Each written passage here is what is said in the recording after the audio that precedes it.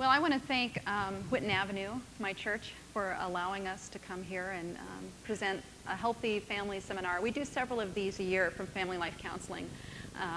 And we also have classes. We do individual, group, and marriage counseling. We have 6 different counselors working at Family Life, and they have a variety of specialties. But we're all Christian, Bible-based counselors. And if anybody wants more information about us, when you leave, there's a table out back with a flyer about Family Life Counseling and all of our counselors.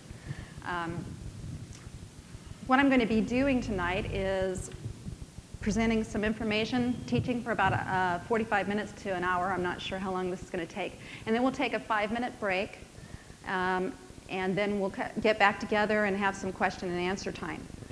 So if you have questions as we go, try to jot them down or keep them in the back of your head, and we'll get to those after the break, and that will help us manage our time better. Okay. The material that I'm presenting tonight is based on some research from 2 major bodies of research. They're both long-term studies in a variety of settings in several states, and one is international. I think they might both be international, but one I know is for sure. They've taken place over 25 years, and these aren't Christian families necessarily, but they're families that have a high degree of function. That's measured in a variety of ways also. The families were screened for this by some of its self-report. They describe themselves as having a loving environment, having a lot of support in their families. They felt that their families were pleasant and positive. They thought that they received a lot of support. And this is everybody in the family. It was a consensus in each family. So that was the requirement for these families to be chosen, as the children and the parents perceive the families as being a real supportive environment. The other body of study was also not just Christian families. It was a cross-section of families, and they were chosen due to their lack of trouble that they had. They reported of having very few family troubles in terms of systems involvement, mental health systems, legal systems, that sort of thing. And so with both of these settings, they were trying to find out what families look like that we don't see as counselors. The ones that don't have a lot of dysfunction going on, or the ones that don't report to have problems. We don't get much of an opportunity. So that it was important for them to see what families that are functioning well look like.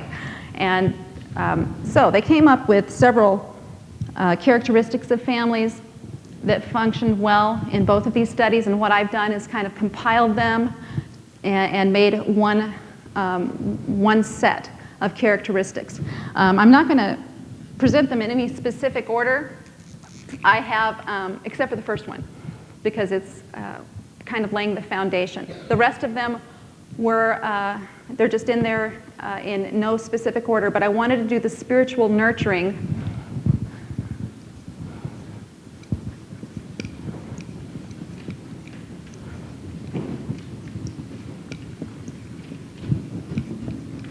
or spiritual well-being first, because that's my belief about the foundation of a healthy family, is having a very strong spiritual component to it.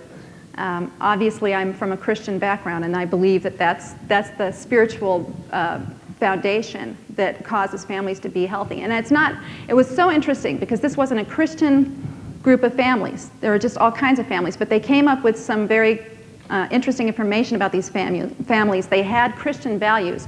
The first one that they had a consensus of was they believed that God cared about their day-to-day lives.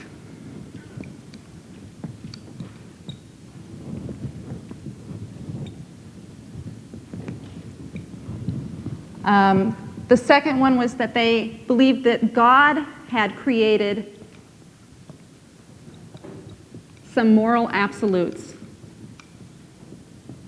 Now, this was really amazing to me, that they found families in general in the culture today, in the world today, that believed this still.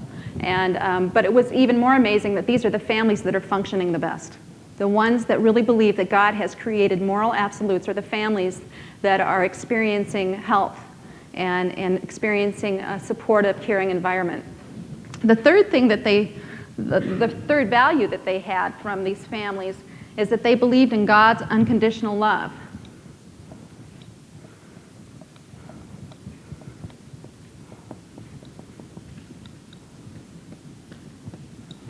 It's another amazing thing to me, because that is what the gospel is about, is God's unconditional love. And the fact that these aren't all Christian families is an amazing thing, but it shows that Christian values bear out. And in families that believe this, they have a happy, healthy structure. I'm going to say a little bit more about the gospel here. Now I have a chance. John 3:16 says that God so loved the world that he gave his only begotten Son, that whosoever believeth in him should not perish but have everlasting life. And that's unconditional love. That goes right along with what these families believed. The other verse that I want to put up is Romans 5:8. That while we were yet sinners, Christ died for us. That's unconditional love. It wasn't based on anything that we've done or any works that we've done. It's unconditional. So these families really had a strong belief in that. And that sets us up for looking at some of the behaviors then in these families, the kinds of attitudes that they had, and we're going to be looking at a couple of those that was found in both of these studies.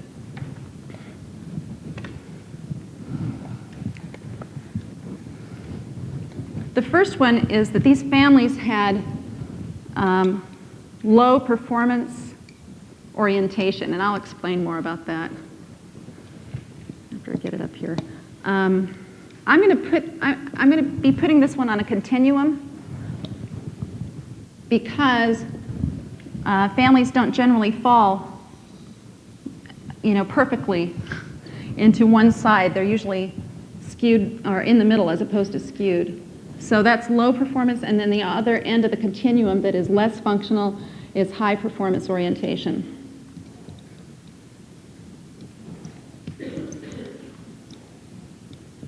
Okay. The low performance orientation families put very little emphasis on the things that the world pushes: success, career, grades. There is unconditional valuing.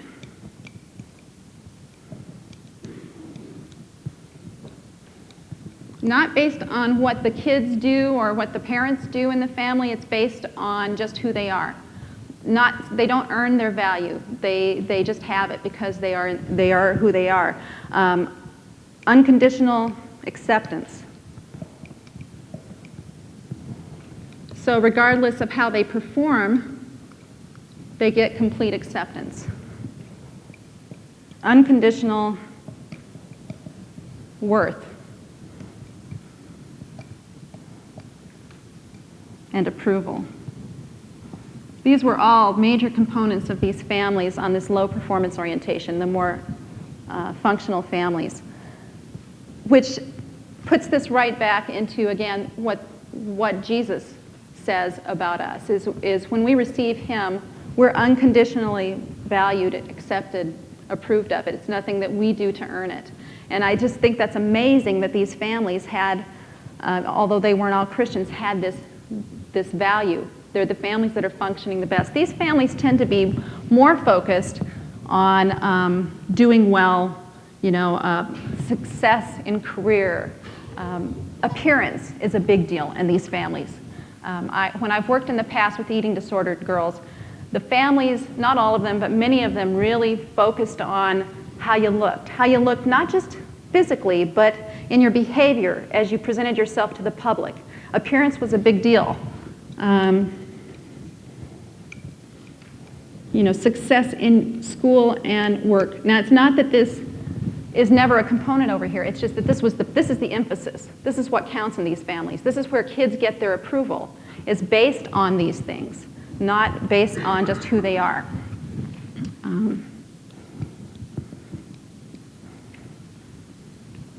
This is translated to kids in many different ways in families. Some of it's just very directly, very overt.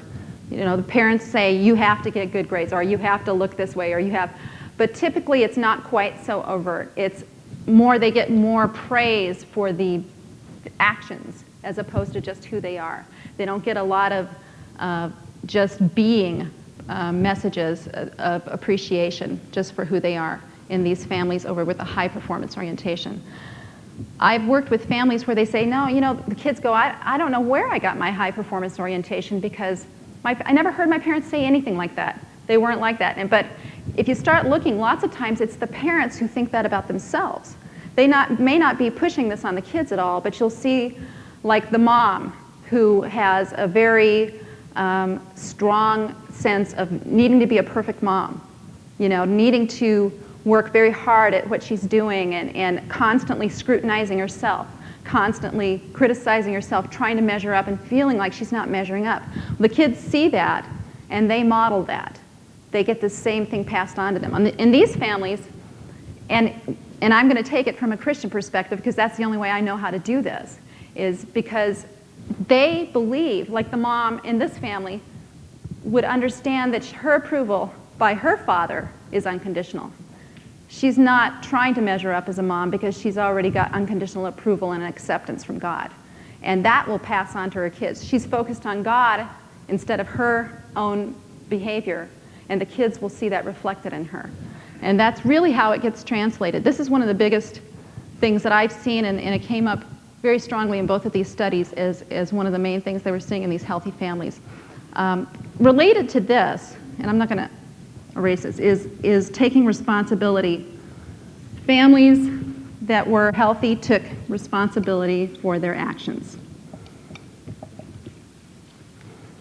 And these families over here tended to do blame or no responsibility,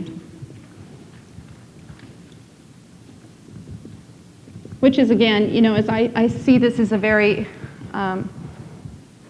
important issue under the spiritual nurturing because of the difference here. Responsibility, we can take responsibility for our actions if we know we're completely forgiven.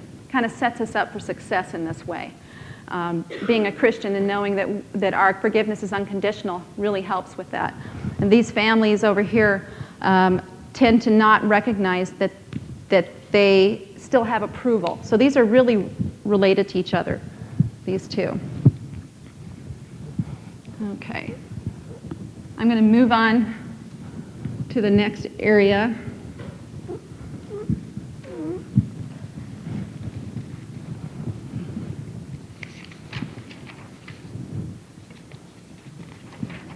Healthy structure.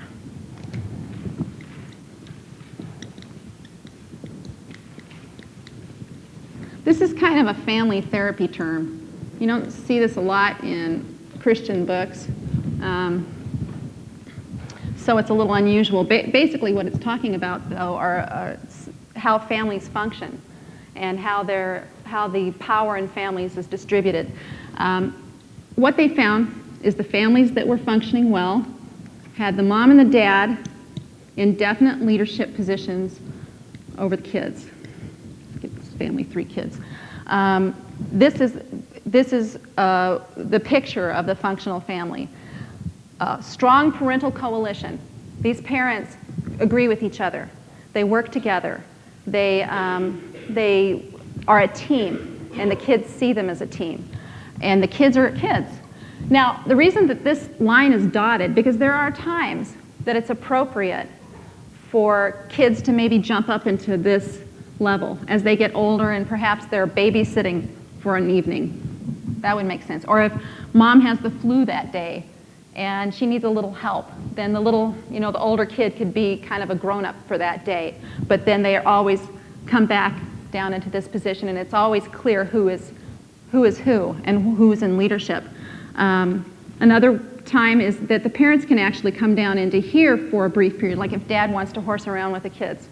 That's coming down into a level with the kids, but everybody always knows that dad's going to pop back up here if he needs to, if things get out of hand. And so this is really important. This is what makes the difference. If this line was solid, we would have more of an authoritarian kind of family where the parents are very rigid and there aren't any flexibility patterns going on. They have a difficult time changing when things need to be changed. Like if mom gets sick, they kind of fall apart because nobody knows what to do. So it's really important for this line to be a dashed line as opposed to a solid line so that there is movement between these. In the unhealthy families, I'm going to give you a contrast of those just to explain how this happens a lot. We'll find that in families, for instance, where the father is workaholic, well, you've heard that term a lot. He's out of the home a lot. When he's at home, he's focused on work still. Frequently what will happen, so he's kind of out of the picture, frequently what will happen is mom will kind of recruit one of the kids to kind of help out a little more, or even be an emotional support.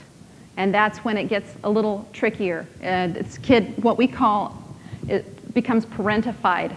It becomes more like a parent to these kids, more at the same level as the adults, having to be a little bit too old for their age. And it's kind of a tough position for kids to be in. Another thing that can happen is if mom has, for instance, a drug problem, then dad could recruit. She'd be kind of down here, still in the family, but kind of one of the kids.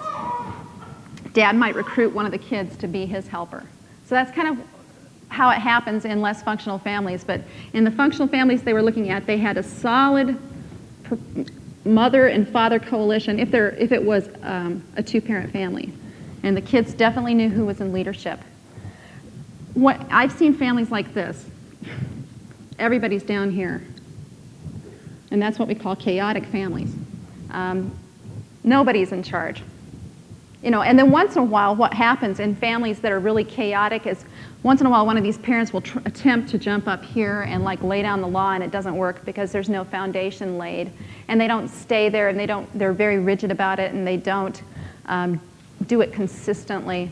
So they don't stay up there very long, and they pop back down into this level, and nobody's running the show. I've seen families where one of the kids is up here. They're one of the older kids in the family are the only ones who can really get things together and organized. So, but what they're finding in these healthy families, again, is that the parents are in definite leadership positions, and the kids know that they're kids. That doesn't mean that they can't pop up and take some responsibility, but they know that they are always able to go back down into that kid role. Another healthy structure thing was, I'm going to use another one of my continuums. This one's going to be a little different though, because the middle is what is the ideal. So I'm going to start with that. This is in the area of closeness.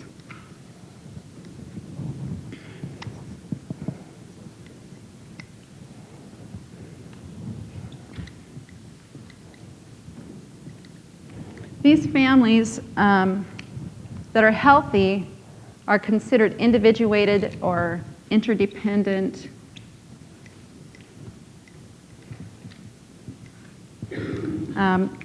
I'll explain the ends of the continuum first. The enmeshed families are families that are really, really close.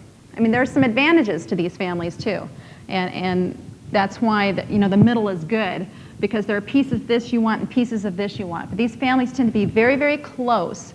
The problems with them is that people really don't have an idea of who they are as individuals. The individuals in the families have these very sketchy boundaries. They're very unsure about who they really are and what they really think and what they really feel, because it's kind of a group think. It's you hear in these families parents say things like to their kids like, you don't feel this way, you don't think this, they're telling the kids to disregard their own feelings and thoughts. And so the kids never really develop real sureness about their own boundaries. Frequently in these families, they are very authoritarian families, not always, but frequently that happens. These families do everything together. And you know what's interesting about this too is a baby in a family can make a family become enmeshed. I mean, this is a normal state, really, for a baby to be in, because a mom and a baby are symbiotic. They are kind of enmeshed. There isn't really any boundaries between the people. New families with small children will tend to be toward this end of things and still be functional. Families need to grow this way, though. And if they don't grow this way as the kids get older, then we're talking about this enmeshment. It's interesting, too, in these families, they typically have this big boundary around them. So all the individuals are kind of in here, kind of mixed up, but they don't let a lot of people into their families. And they don't go out. They don't trust people outside of their families. They don't really have connections with people outside of their families or let people come in. It's kind of their own little group, and that's it. Over here on this end, these families tend to be really not close, disengaged. They don't get a lot of support from each other. The home is seen like a place to just flop and eat and go for the teenagers, for instance, or for the older, even for the adults. People tend to be really cut off from each other. So these are the different individuals in the family, and they'll tend to have no real connection with each other. They'll be very cut off and not relating. They don't really know what's going on in each other's lives. There's not a real sense of closeness at all, belongingness, intimacy, none of that's there. Interestingly enough, there's not a lot of intimacy in these families either, because you really have to know who you are before you can relate to someone else. So they don't get that sense of intimacy here. But the families in the middle, before I move on to those, these people also tend to have the opposite of that. They kind of let everybody in. These are kinds of families where you might come home and find strangers sleeping on the floor or something frequently. Nobody really knows who's in and out of the family. Not always, but over on this end of it, that's usually what happens. There's just really no sense of who our family is in these families. And then go toward the middle, and the individuals in the families tend to have distinct boundaries, but they're permeable. In other words, they can have intimacy, they can connect to each other. They know who they are, and yet they have closeness. There's a real sense of family in these families, and then their outer boundary is also dashed. They let people in. They know how to reach out for help. They know how to reach out to help others.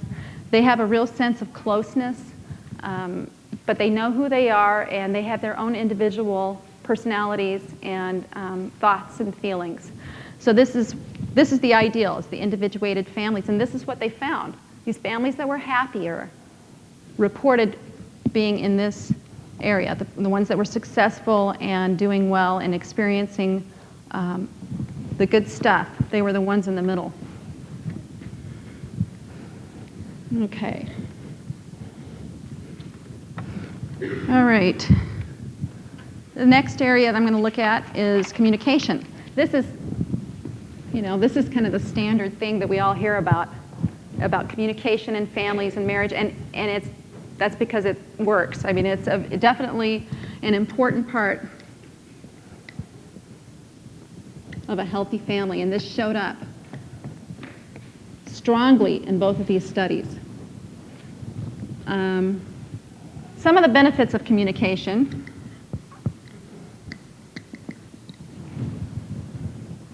It promotes mental health.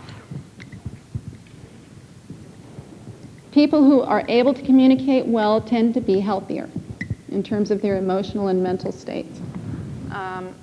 It builds belonging in the family.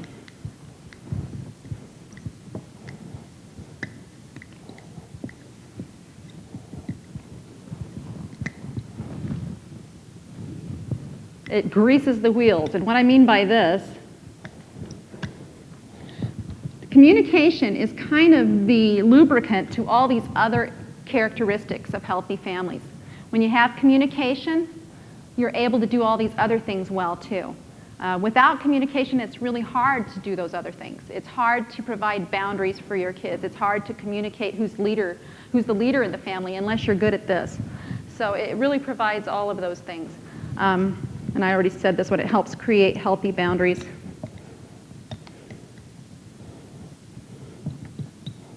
And this goes back to what I was saying about if kids learn how to communicate their feelings, their thoughts, it helps to establish their own sense of who they are as individuals. If parents are modeling that for them, then they can learn how to do that. And that helps to create those boundaries that I was talking about in the last characteristic. I'm going to go over some rules of communication.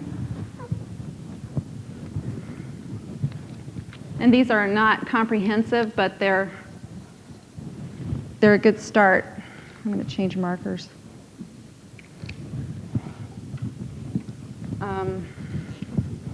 This is the biggie, allowing time. Without time, it's hard to have time to talk. I mean, it seems pretty obvious, but it's one of the things that's the most difficult thing that gets in the way of communication in families today. They do not have time to talk. There's no time together. And when you are needing to talk, if there's an issue that needs to be dealt with, you need to allow a good amount of time, because sometimes it can be difficult to talk things out when you're feeling rushed. Listen. And that seems pretty obvious, but it's really hard to do. That's one of the toughest things that people have to do when they're, especially if the communication gets a little emotional. It's very hard to listen to the other person as opposed to be talking all the time. At least it is for me. So check it out. By that I mean, after you've listened, make sure you really know what you've heard by asking them. You know, is this what you meant? Are you saying this? This is one of the most important things, because lots of times people will think that they've heard one thing and they'll be responding on that when in fact that's not what was being said to them. That's not what the other person meant at all. So this is like really important. This is one of the things that they found in healthy families that goes along with these rules, is that they're very clear. So I'm going to put one of my little continuums up here for this one. They're very clear and direct when they communicate, as opposed to being vague and kind of hoping people will read their minds. One of the ways that I see this happen is like when the mom is getting ready for company and she's walking through the house wishing that somebody would help her, and she's saying things like, I don't know why I have to be the one who does all the work all the time. And instead of saying, will you please help me? Or I need help. The healthy families were able to do more of this clear communication. One thing to keep in mind with these continuums is that nobody's always at either end. That's why I have it on a continuum. Most people fall somewhere in here. Most families fall somewhere over here. But the idea is to grow toward this. So keep that in mind. But the clarity is really important. Being really clear and that kind of goes in with this checking it out. Make sure that you're being heard. Make sure that people are understanding what you're trying to say too. I'm going to try to go one more down. 5. Empathy. This is getting in somebody else's shoes, basically. Being able to set aside your own thoughts and feelings for a time while you're listening, and really getting into somebody else's shoes and seeing life from their view. And that is a tough thing to do, but it's one of the best things to do for communication. And they saw that in families that were healthy, this was a huge thing. They had a high degree of empathy. They may have not been doing all this stuff as well, but they had a really high degree of empathy. They were really able to get in each other's shoes and really understand things from other people's perspectives. Something to remember too with this is when you're empathizing, that doesn't mean you're agreeing. And that's important, because sometimes that's what's really hard for people when they're trying to understand another person's point of view, because they disagree, it's really hard for them to listen. But it's good to remember that just because you listen and you understand doesn't mean that you have to agree with that person. You can still have a differing point of view and completely hear them from their perspective. A couple of other things. I'm going to have to go over here. No criticizing. There's nothing that stops a conversation short faster than criticizing. And that can come in a lot of different forms. It can be with negative humor, sarcasm, you know, that sort of thing. And kind of along with this is acting superior, like you have all the answers. Again, people don't feel heard, and they usually quit talking if that's what happens, and communication's finished. And then the last thing, keep it honest.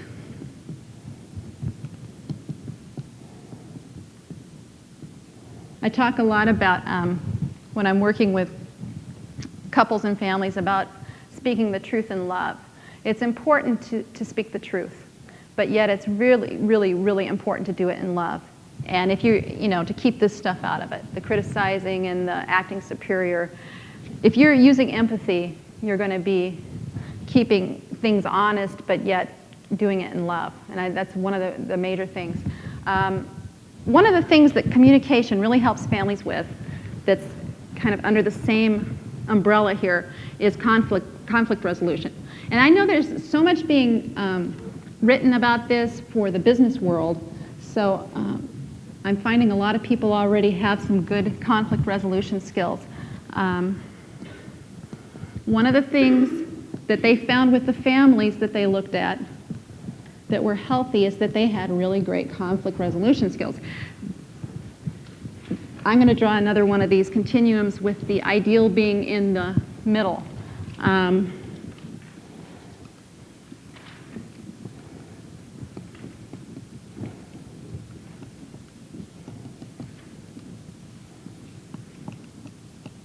These families admitted that they had conflict and they resolved it. As opposed to the two ends of the continuum where they deny all conflict. There's no conflict allowed. So when somebody disagrees with somebody, you just don't talk about it. You just don't admit it, and you don't deal with it. And then the other end is unresolved, severe conflict.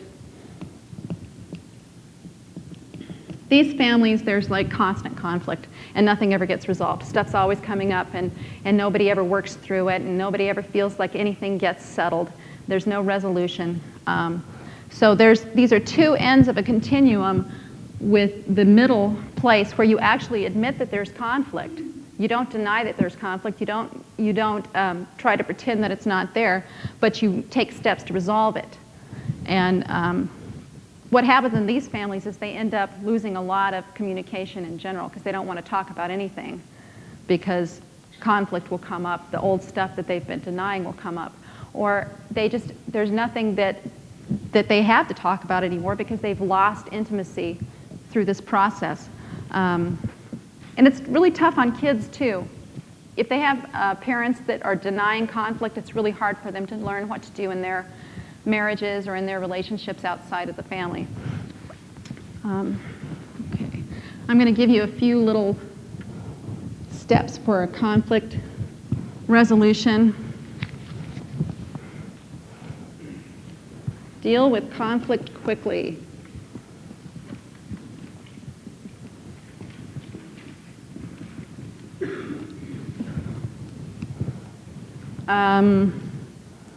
One issue at a time.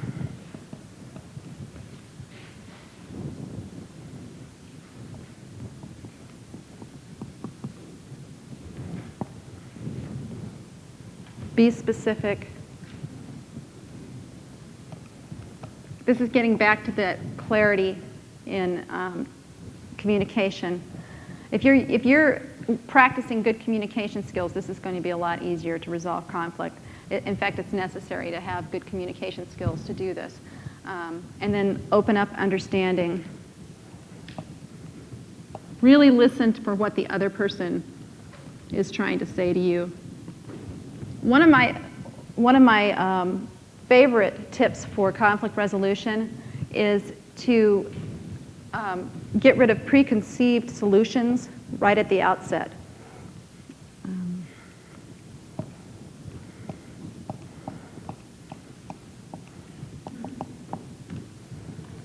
What happens if people come into a conflict and they see one way of resolving this conflict, and the other person sees one way of resolving this conflict? you're losing so many different options and so many places to have common ground. And I see this a lot. And there's never just one way to resolve conflict. There's always many, many different ways for a solution. So if you get rid of your preconceived ideas, if I walk into this conflict and say, okay, I'm going to give up my way just long enough to talk this out, then we might be able to find several options. Sometimes you can't. Sometimes there are just black and white issues, but frequently there's different ways. Okay.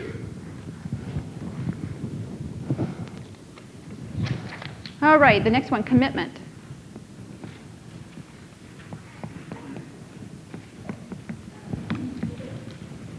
First, to marriage.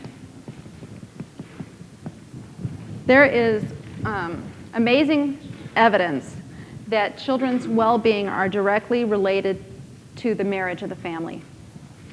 So what, you know, and I'm not going to go into marriage building and those kinds of ideas in this, but whatever you can do to build your marriage is going to help your family. That's the foundation of the family. These families all had this. They put the marriage first in the family. It came before. They weren't kid-centered families. They were God and marriage-centered families. Next, they put individuals at a top priority. They found out people in these families knew what the people in the family cared about, what their interests were. They helped them pursue their interests. They made each other's areas of life very important. It was a common kind of a support system for each other, regardless of the age of the people or where they were in the family. These families put first things first. They had a really good way of prioritizing. And when things got out of hand, they could reprioritize quickly. Putting first things first, that's putting God first, marriage first, putting their family before work. That was one of the big things that they all said that they did.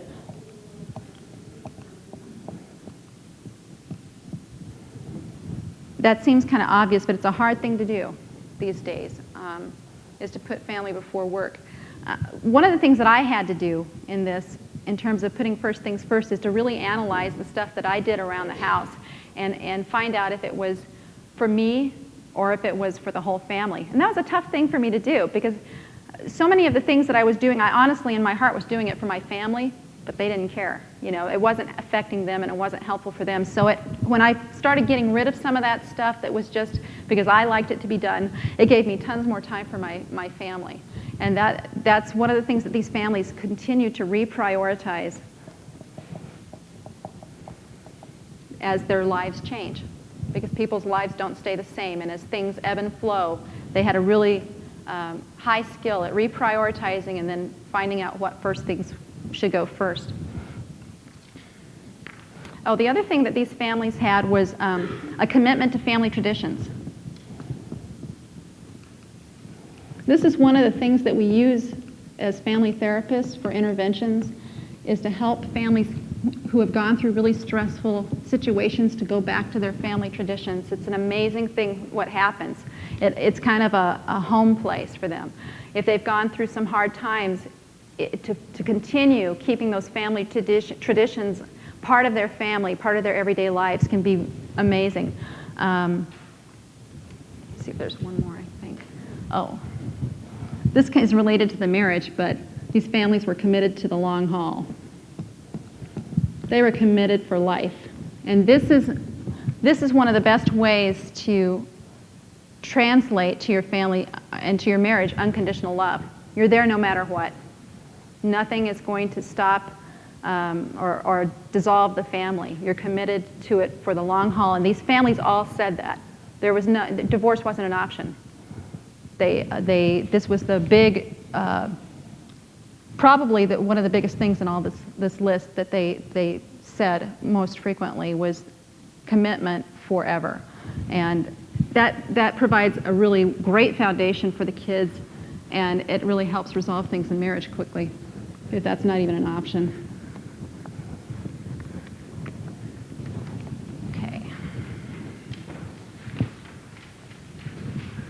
This next one was the most prominent characteristic cited in these healthy families.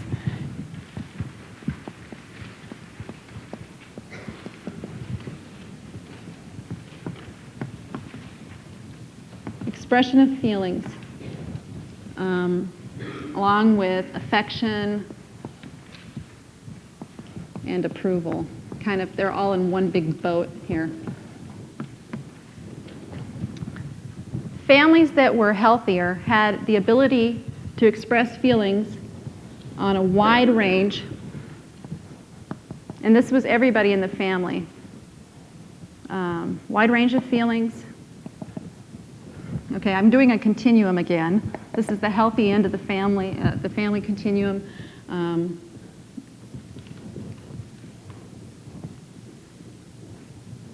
Or just not expressed feelings. So on this end, there was a narrow range in the less functional families, or they're just not expressed. And what this is talking about is like families are able to express all feelings: anger, sadness, happiness, joy. I mean, any feeling you can come up with. These families had the ability to express these feelings, and it was okay for everyone in the family. Families toward this end, sometimes the only person who's allowed to express feelings is the children, or maybe the father's the only one who can be angry, or maybe the mother's the only one who's allowed to be sad. I mean, the idea here is for everybody in the family to be able to express feelings and for it to be acceptable. And then the families also had, do another one of these, the healthy families had a wide, intense range of intensity. In other words, anger wasn't always rage. No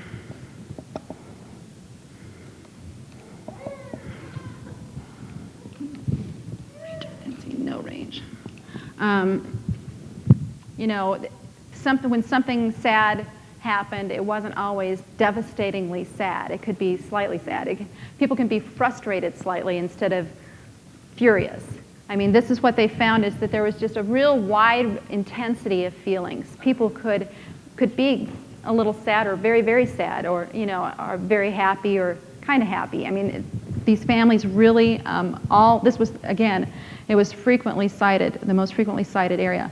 The other thing was, kind of along with this, is unconditional approval. We've talked about that under the spiritual nurturing also, but I'm going to emphasize it here too.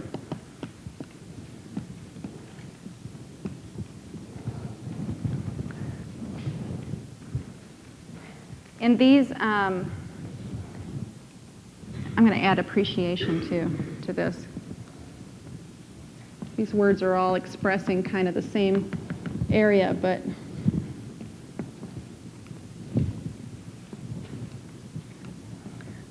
the messages here that these families received from each other, both from the parents to the kids to the parents, and everybody to each other, was the messages of appreciation and approval. Not based on necessarily just what they did, although the appreciation could fall under that. If somebody did something nice for you, you show them appreciation. This happened all the time in these families, where people were saying, thank you, I appreciate you. Approval was not based on just what they did, though. Approval was just because of who you are. The messages were given that just because you're you, I love you in these families. So it was unconditional. The other thing that happened in these families is they got a lot of affection. Lots of hugs. What the affection does is it kind of gives reality, genuineness to the appreciation and the approval. When kids receive affection with messages of appreciation, it gets to their hearts. It becomes more real to them. It becomes more genuine. And that was happening in these families frequently. There are some people who have a real difficult time with this, the expression of feelings that I've come across. Some of it's cultural. I know in Nick's family, my husband's family, they're Italian and they're pretty standard, stereotypical. They're very huggy, and the men hug the men, and they're very affectionate.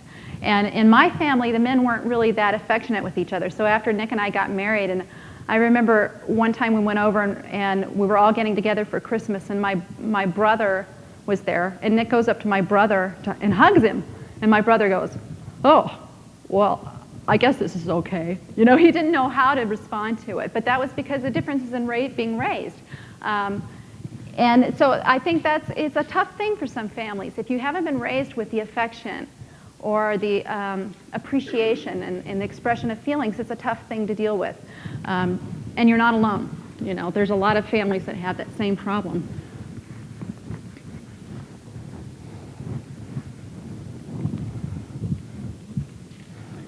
Okay, next one, spending time together.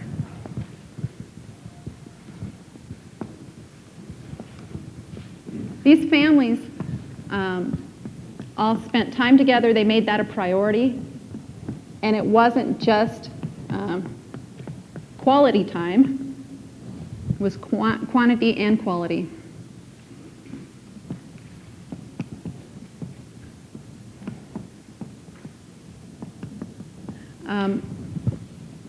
One of the things that I've seen in the research and a lot of writers they're finding out that particularly for teenagers, quantity is important.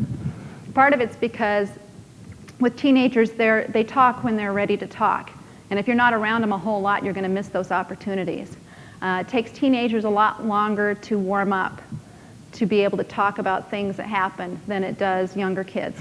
Younger kids tend to be, very expressive, and they'll talk, and they're always available to the parents too. Whereas teenagers have a life of their own, and they're not always available. So it's very, very important to make sure you have the quantity with teenagers.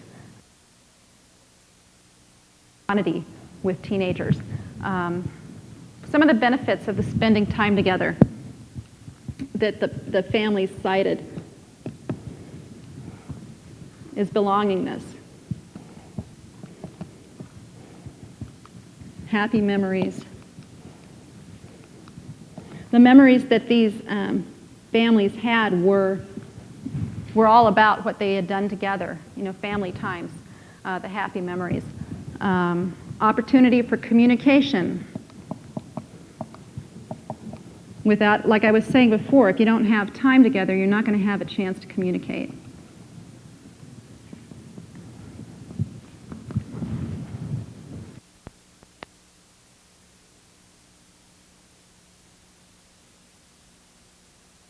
A lower incident of depression among all the members of the family. I'm missing anything. Oh, the other thing is it builds relationship confidence. Spending time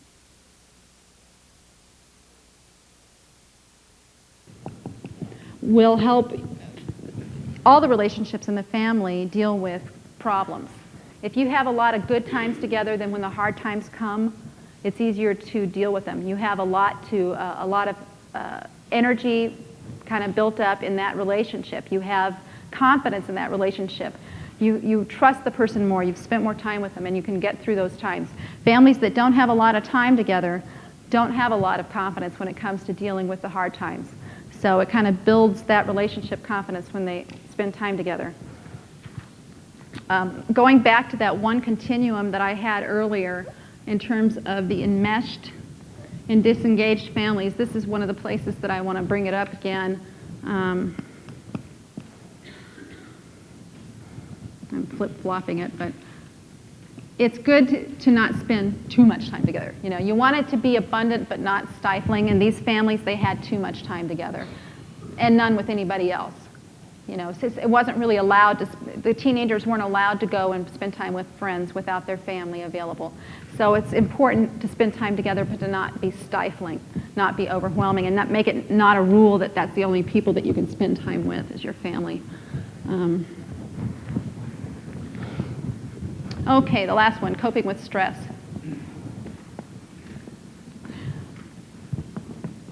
I really liked that about these studies, that they came up with this indicator that families were citing, because One of the things that I've noticed as a family counselor, particularly with Christian families, that it's really hard for them to admit that they have problems.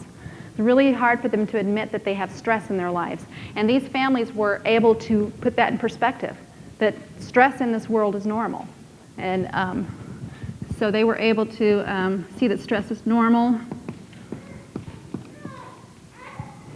that other people also experience stress. Therefore, they were able to kind of reach out to other people when they were going through crises. Yeah, they're not alone.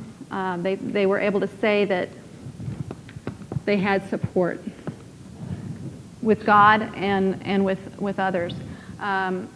These families chose their battles wisely.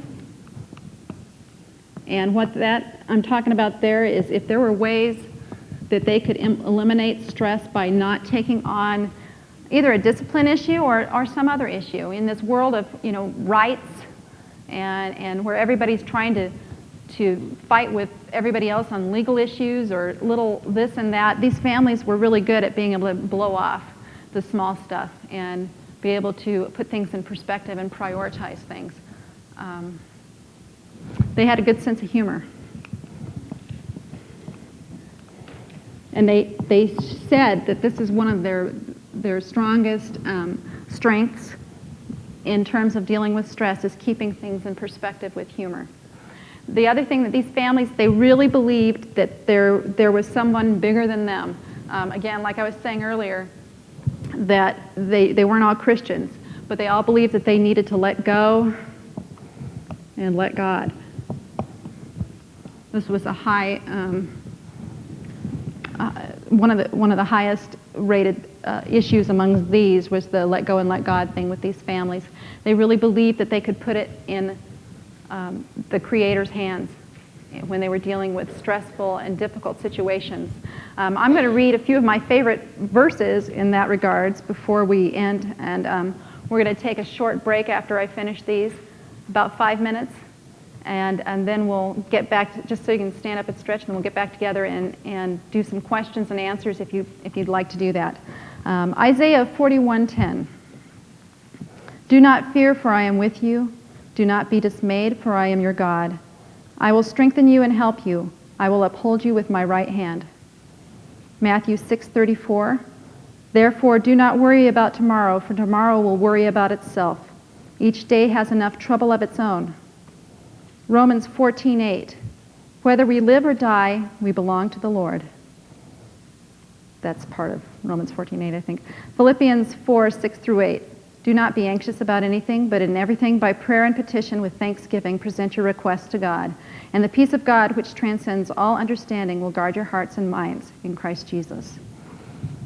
Okay, that'll conclude the teaching portion, and if you'd like to take a 5-minute break, and we'll get back together for questions and answers. Thanks.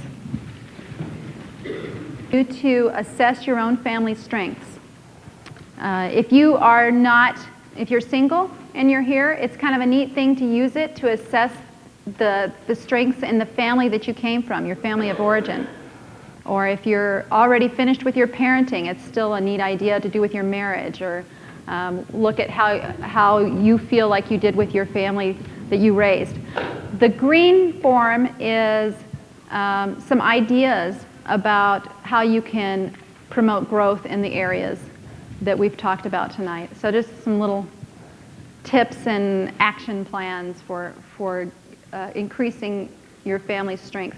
I would recommend, if you wanted to, Stephanie, can you put when we're done with those, can you put them on the back table after you've handed them out to people?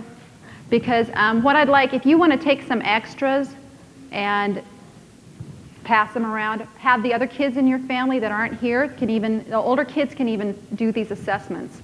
Fun. One of the things that we do when we do these Healthy Family Seminars is ask for people who are led to contribute to our scholarship fund. What it is it provides money for people who cannot afford counseling.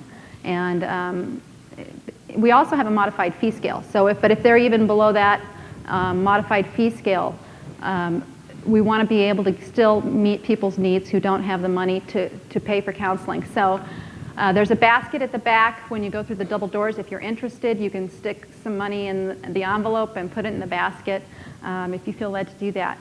The evaluation form, if you could just fill that out before you leave and just leave it on the bench. What is the exact definition of a healthy family in terms of the boundaries? Let's have Uncle Bob over here who's an alcoholic, but on the whole, we think we're still a healthy family. How does that work? That's a real good question. What we're talking about is the nuclear family, the mom, the dad, and the kids. We are affected by, Uncle Bob the alcoholic, but we can also, if we have the help within our nuclear family, it helps us to deal with that kind of thing and see that thing as part of normal everyday life, and we can overcome it. But what we're talking about in terms of family is your standard parents or parent and kids, as opposed to the extended family. Anybody else? Yes.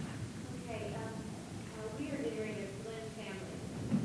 So, now, is it possible to have these positive qualities in a blended family? That's a very good question. I've been there and done that. I have an older stepson, and we went through that. And yes, it is. It's harder, I can tell you that, because the roles are different in blended families, and there are tons of good books out there on Christian books on blended families and how to do that. It is tougher, but it can be done, and it's kind of different too. But a lot of this stuff we're just talking about good relationship skills, and it works for workplace relationships and extended family relationships. And sure, I think that these are good guidelines for that process too. The roles are a little different in terms of when you look at the family hierarchy there and the generational boundaries. Sometimes it can be a little different in a blended family because the non-biological parent may have a little bit different relationship with the kids than the biological parent, and you have to be respectful of that difference. But sure, these are good guidelines for that. Carolyn, you mentioned in that section about expression of feelings and affection.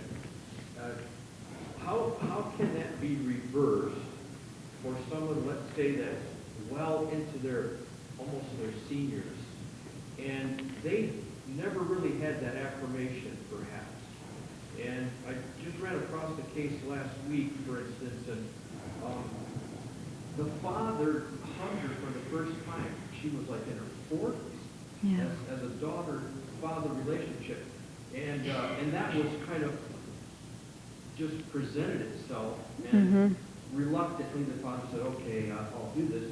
And there are certain cultural things which I don't want to identify, but how can we get past that, even as adults that have that background, and then what could you suggest to kind of push us out of that assumed role to push yourself into a more affirming affection level? Well, it takes work. It takes just doing it. Sometimes is putting yourself in situations and making an effort to do it. I think when we're talking about adult-parent relationships, sometimes it is the adult child that takes the lead in that, and that's okay. And again, this is one of the neat things about this is with all these characteristics of healthy families, if you're down in one area, it's not going to break the family. It's not going to blow it all. It's just, so these people who are older, who have a really difficult time with it, it's not the end of the world if they can't deal with it. But I really do think it helps to have the adult children take the lead in that. And also to look for the love in different areas. As an adult child, if your parent hasn't been affectionate, really make an effort to find out how they did express love to you and look for that. And don't just blow off those areas too. I think that's an important thing to do in that. But it's tough. It is tough for older people who have been raised without any comfortability with that. It's a tough thing to get past. But I think the kids can help. I think that's the way to do it. Anyone else? I have a question. Please elaborate on the spending time together. You said it also helps lower depression. Can you elaborate a little more on that? What kind of brings about that Yeah, I think it's just the lack of isolation, alienation that comes with people who are withdrawn and don't spend time with other people. If you spend time with other people, it kind of brings you out of that depression. And so, and especially with your family, if you have people who are in a family who are all doing their own little thing, they can be pretty vulnerable to depression. But spending time together kind of brings people out of depression. It's one of the things that we recommend people struggling with depression to do, is to just get with people in some way or another to avoid isolation. Anyone else? Yeah. How does a single mother handle raising children? Does she take on the role of both father and mother? You know, that's a really great question, because there are so many single mothers. I really recommend that, and I usually mention this in this, but finding some adult support for yourself as a single mom. Finding some people in your life, whether it's relatives or friends, to be your emotional support, your confidant, your backup. And if you can get somebody in your kids' lives that are if you're a mom, to get a male person in your kids' lives to help out with some of those role modeling tasks, that's a really great idea too. But you do have to do a lot of the mom and dad stuff. It's a tough thing, because you're there day to day, covering all the bases. But in terms of getting support for yourself and not pulling your kids into that parentified role emotionally. Sometimes kids in families like that will have more physical things that they have to do in the family than a kid in a family with both parents. But if they're not having to do the emotional support of the mom, that's a really great thing. So if she can get her support elsewhere emotionally, that helps a lot.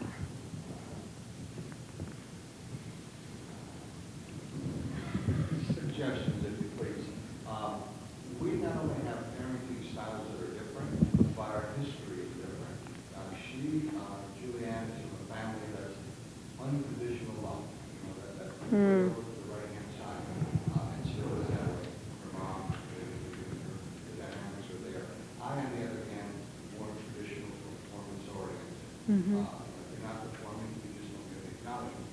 That's the way my whole cultural background has always been.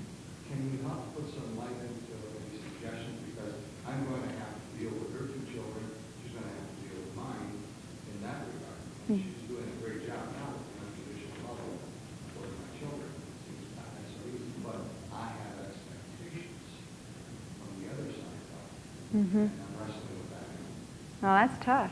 That's really tough. And I can really sympathize with your wrestling of that issue, because if you've been brought up that way, it's really tough to change those patterns.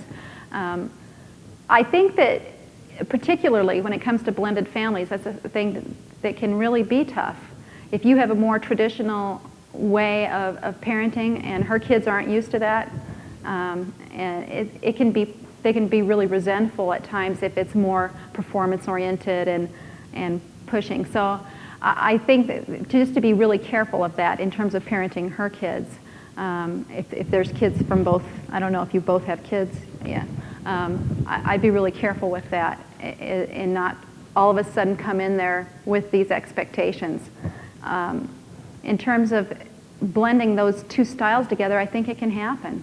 I've really seen some families where it's just wonderful, where one parent is really good at placing expectations, but still learn how to still give that unconditional valuing and approval, even if kids don't set those meet those expectations. And I really do think we need to give our kids expectations. That's an important thing to do as part of raising healthy kids too. But that their approval and their valuing isn't based on them meeting those. They get that anyway, even if they don't meet the expectations. It's kind of blending those two ideas would be helpful. And you know, like I said, reading books on blended families, I would really recommend that. That's because it's tough. It's a tough thing to do. Yes. What about like a single parent or like a lot of kids, and they get like together and it gets depressed, you know, how do you help the other kids help with that one child that's depressed? Yeah.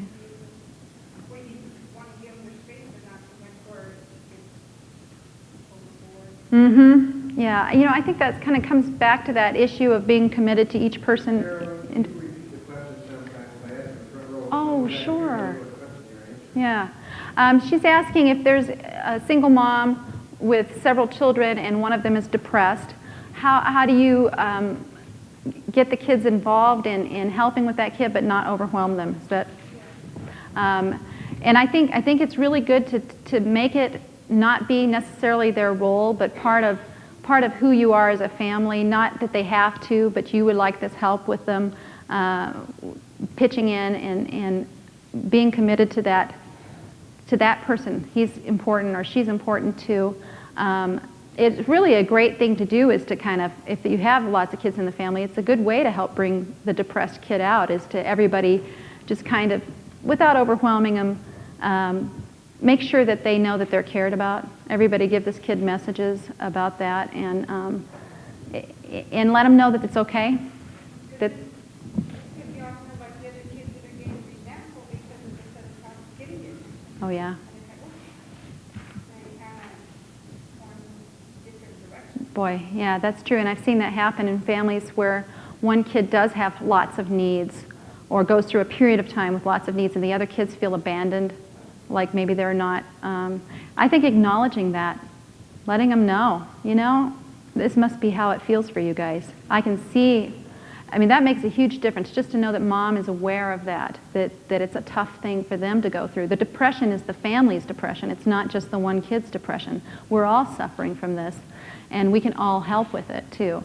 Help them to feel like it's, you know, that they're experiencing just as real a problems as the depressed kid.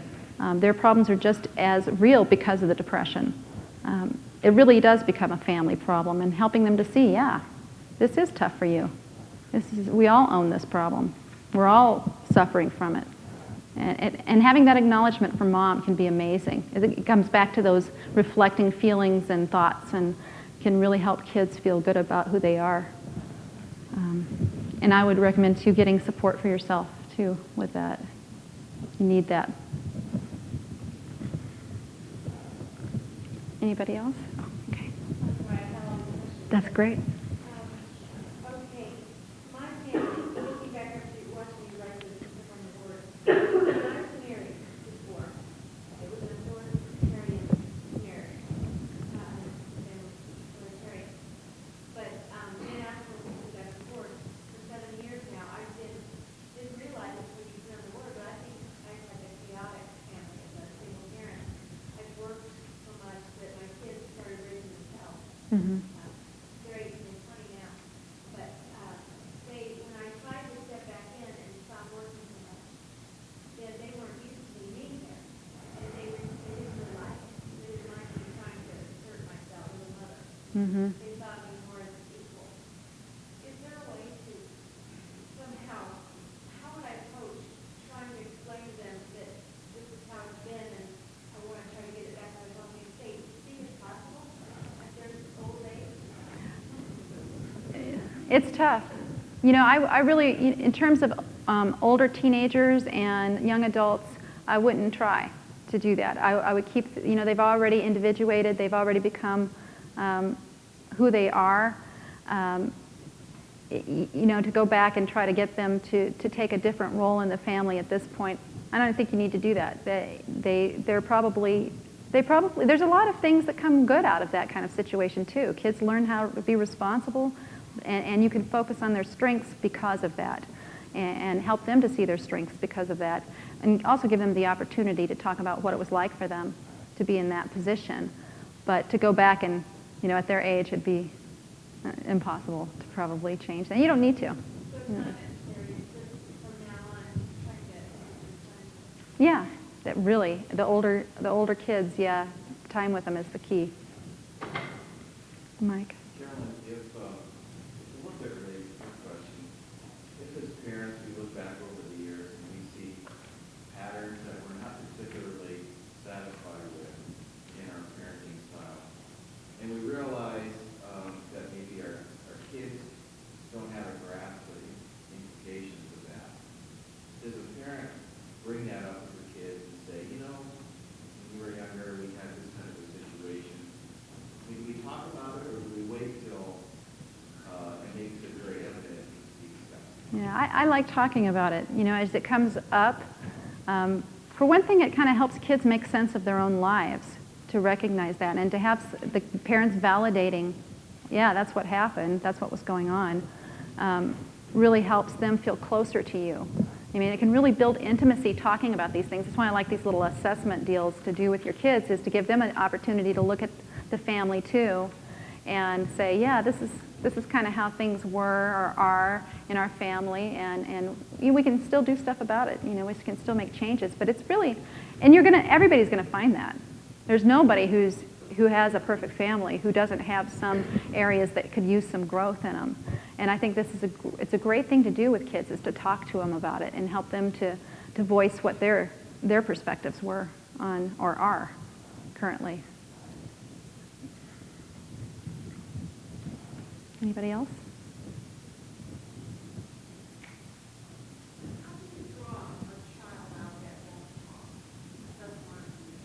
How old?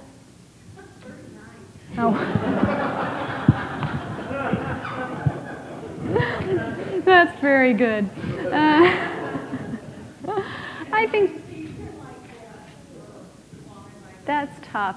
You know, I think some people are just like that. That's just their personalities. But I think spending time with them and, you know, just letting them lead the conversation. I think that's the best thing you can do in that situation. I know a lot of teenagers are like that too, who don't like to talk a lot. And so the more time you're with them, the better, the more opportunity there is for them to actually say something to you. So that's what I'd recommend.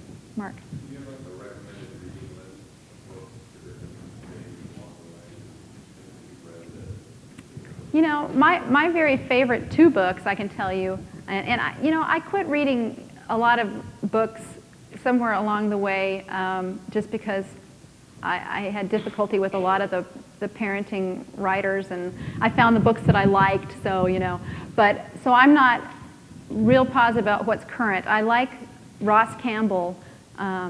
He has written 2 books, How to Really Love Your Child and How to Really Love Your Teenager. Those are my very favorite parenting books. And you'll find just some, it's real simple kind of how-to stuff. And it's from a real nurturing point of view, but yet setting expectations and boundaries. Those are my 2 favorites. There's lots. I mean, I would recommend just going to the bookstore, Christian bookstore, and seeing what fits your, kind of your parenting style as you skim through them. Ross Campbell. He's a psychiatrist and a Christian psychiatrist.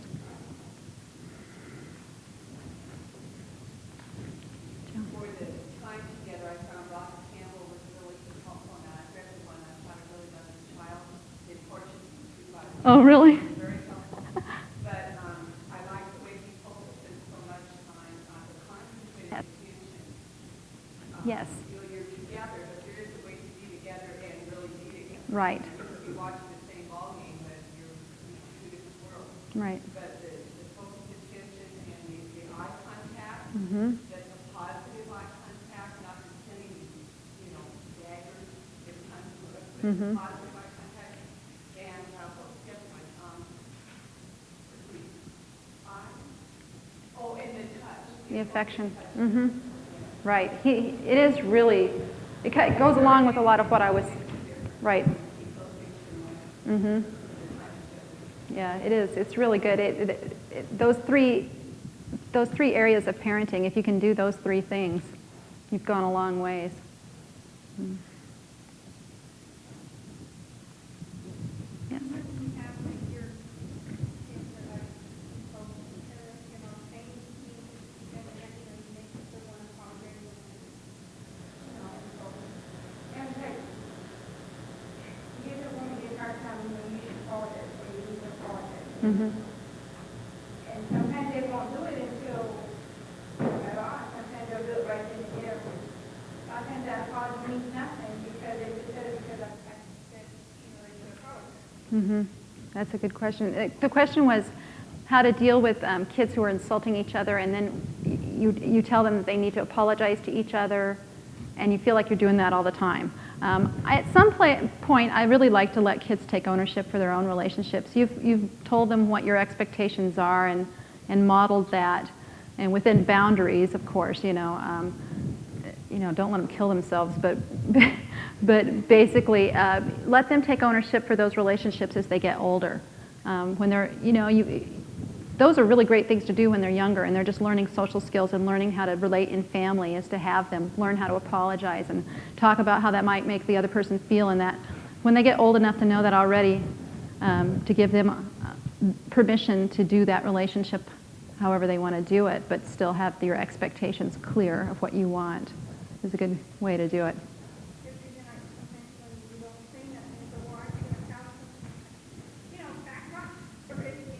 Mm-hmm. Get to the point where you do get tired of things over and over again, but then you don't say, well, I should do something about it. Right.